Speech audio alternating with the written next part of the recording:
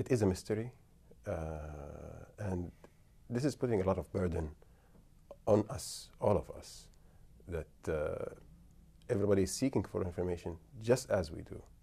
And they think that we have answers. Unfortunately, we don't. Abdullah, we've heard from the Turkish government that have said that they believe that your father walked into the consulate, that he was choked, that he was then killed. From the Saudi government, we understand that he was killed. Until now, it's vague, like it's the story, like the details, what exactly happened inside. As you know, how is the media, Twitter, TV stations, everybody's telling a different story. And for me, I'm trying to simplify it as much as possible, that he died, yeah. And as simple as that. And you were the last one of your father's children to see him. You saw him 2 months ago in Turkey. How was he then? He was happy. It was a very good opportunity for me to see him. We hung out around Istanbul. We had fun, and I think I was really lucky to have that last moment with him. How has all this been on your family, on your mother and your sisters? It's difficult. Like, it's not easy, especially when the story gets this big.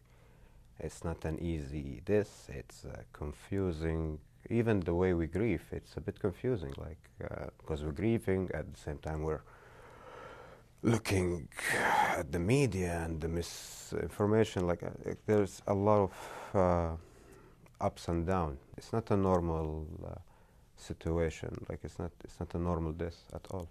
All what we want right now is to bury him in Al-Baqi', in Medina, with the rest of his family. In Saudi Arabia? In Saudi Arabia, yes. I talked about that with the Saudi authorities, and I just hope that it happens soon. But you need to somebody needs to find his body. Yes. I believe that the search is ongoing, and I'm really hopeful about that. But what do you place your hope in? It's an Islamic tradition.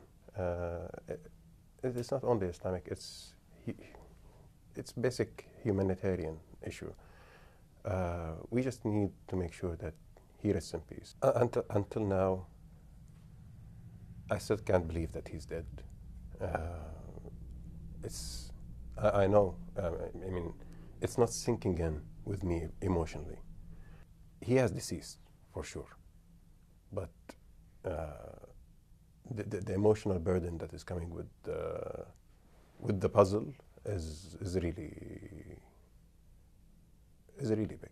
When you went into your father's apartment here in the United States, you discovered something that made you realize just how important his grandchildren were to him. Can you tell us about that? Going to the apartment, that was maybe the most emotional moment I had, like, in this past days.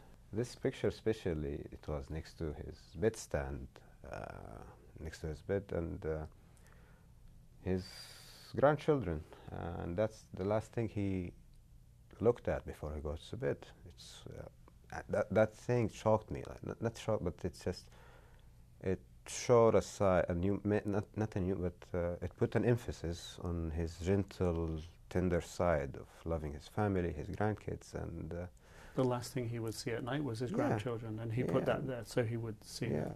It's just something huge, and it touched me personally, like, and all of the family when they knew about it. What are you proudest of?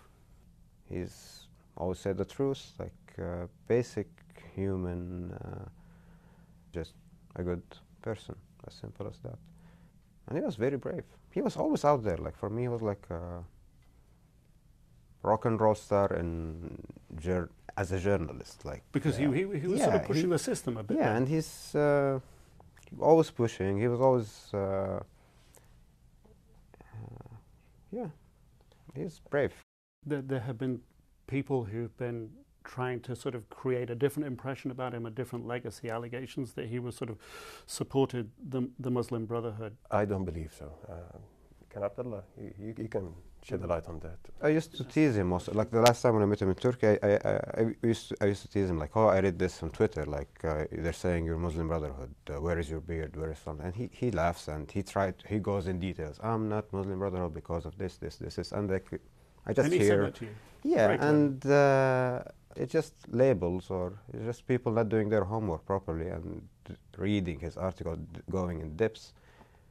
So it's just easier for them just to stick a label on him, like, oh, you're something, you're that, you're that, you're that.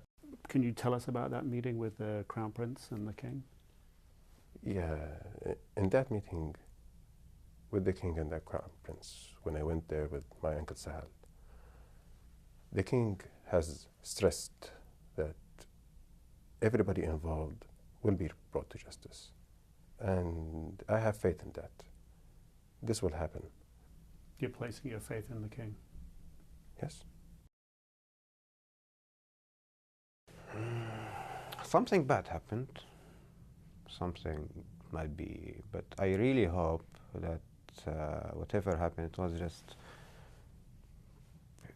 it wasn't painful for him or something like that, or just it was quick, or he had a peaceful death. That's what I wish for. I'm not sure. I'm just waiting for the facts to come out. It's, for me, it's just death. I know that he's dead. All I'm waiting for is for the investigation to be over, so the facts can turn out. How do you think your father would want to be remembered? As a moderate man who has common values with everyone, genuine and honest, a man who loved his country, who believed so much in it and its potential. Jamal was never a dissident. He believed in the monarchy, that it is the thing that is keeping the country together. And he believed in the transformation that it is going through. And